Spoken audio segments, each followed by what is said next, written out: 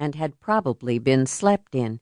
His customary red tie with the corporate logo had vanished long ago, and his thick, ruddy brown hair was as unkempt as the hair on his cheeks. "So this is where you're hiding out, eh, Blair?" Charles Blair rose from his polished mahogany desk and discreetly indicated for his secretary to leave. Her large frame hovered at the door, looking expectantly at the angry drunk. Then she lowered her head in resignation and silently closed the door behind her.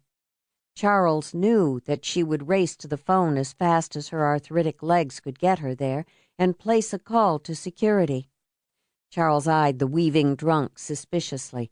The man reeked of sour booze, and Mackenzie's sneering face made it clear he was a mean drunk.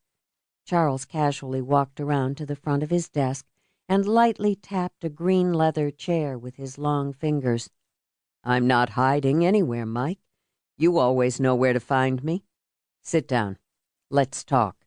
"Talk!" shouted the other man. Mackenzie staggered forward and grabbed the opposite side of the high-backed chair. "You don't want to talk to me. Last week you wouldn't even see me. Sicked your army of lawyers and execs out to do your dirty work, didn't you?" Charles Blair leaned against his desk in a leisurely stance, but kept a wary eye on the other man. Mackenzie had a reputation for being a mean mule with a hard kick. With a will of iron and the genius of a maverick, he had built his financial empire up from a single grocery unit in New Jersey.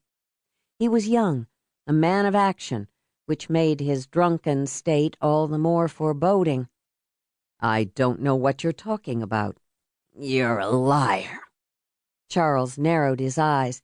He wasn't lying, yet Mackenzie was convinced. Every instinct in his body screamed alert. There was too much hatred here for mere confrontation, too much anger for reason. Michael Mackenzie wanted blood. "Mike, sit down." Charles tried again, speaking slowly. "It's obvious you're upset." "Upset?" Mike slapped his knee and laughed till he coughed and spit out upon the oriental carpet. He rubbed the spittle into the wool with his dirty heel.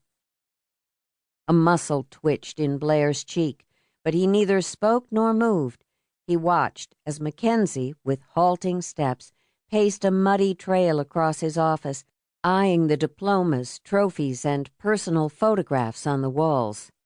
"Well, look at you," he slurred. "Got yourself a picture with every president since you were in diapers. Now ain't that sweet? And looky here." Mackenzie pointed to a wall of diplomas. Harvard again. A Rhodes Scholar. The old boy network ought to love that." Suddenly the young man twisted to face him, a small pistol grasped in his fist. Blair snapped to attention. "Give me the gun, Mike," he said, holding out his hand. His voice was low and deliberate. He dared not even blink. "Give it to me. Then sit and tell me more." Mackenzie waved the gun in front of Blair. The metal shone in the artificial light. Mackenzie's lips twisted into a sinister grin. "Why?" Charles asked, realizing the death he saw in Mackenzie's eyes was his own. Michael Mackenzie teetered, pointing his free hand toward the diplomas. His voice fell to a flat tone. "When did I get the chances you got, huh?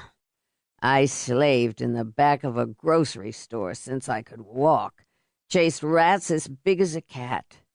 My dad didn't hand over a bank. The only thing he handed out was a cuff to the ear." He winced as though the slap had just now reached his head. "Oh, Ma," he moaned, and his whole face contorted. Blair's muscles relaxed as he watched the burly man bring his hands to his face and release his death grip on the pistol. He no longer saw a dangerous, belligerent drunk. He saw a broken man. Although he did not know what had broken him, he did know that he had refused Mackenzie any loan from his